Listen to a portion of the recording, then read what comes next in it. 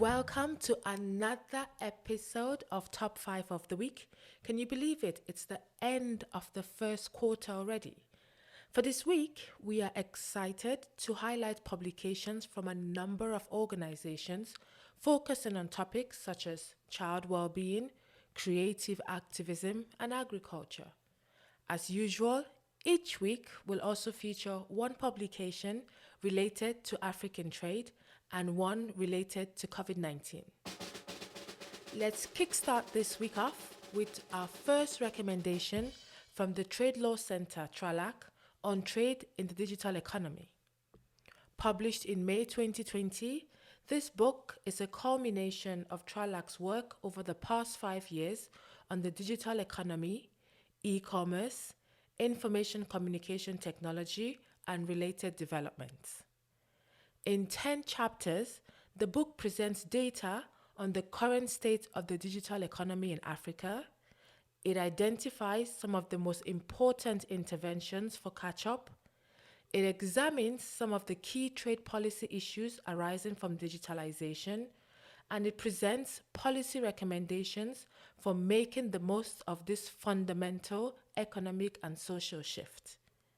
The book is a must-read for understanding the intersections between trade and digitalization in Africa.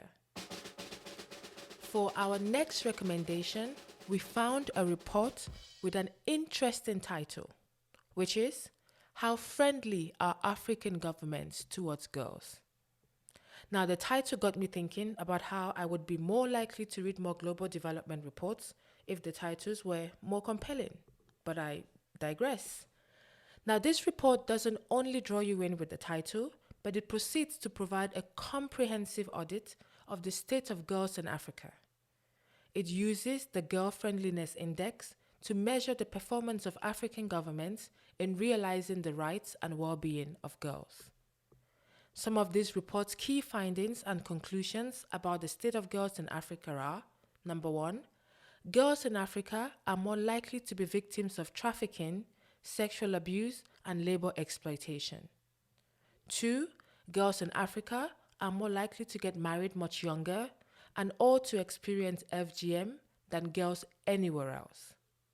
3, girls continue to be discriminated against in laws relating to marriage and inheritance. Number 4, girls are likely to be poorer than boys.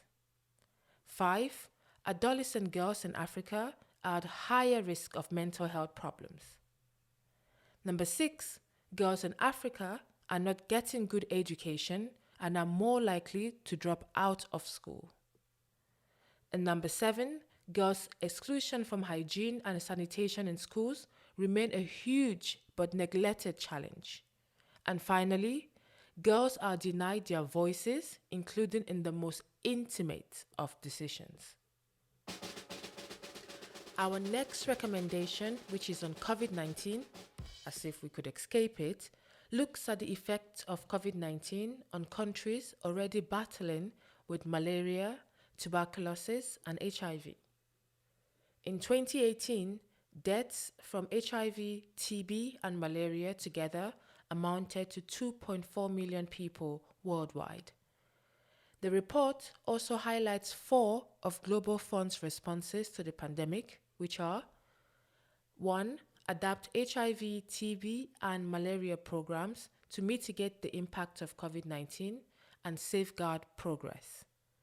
Number 2, protect frontline health workers through the provision of PPE and training to frontline health staff, including community health workers. Number 3, reinforce systems for health so they don't collapse by supporting urgent enhancements, including to supply chains, laboratory networks, and community-led response systems. And finally, fight COVID-19 by supporting control and containment interventions, including testing, tracing, and the support of isolation, communications, and treatment. Next up is a departure from the reports we usually have on our list, and instead is a toolkit on art and creative activism. It captures how to use art to help us think, discuss, and collaborate in new ways, how to become more artful practitioners by reflecting on our own practice and becoming more aware of the artistic context in which we operate. The toolkit is developed for artists, activists, development practitioners, or theorists interested in trying to do development differently. It is written from the perspective of activists and practitioners and focuses on what can be learned from artists to challenge and enrich our ways of thinking, working, and being in the world.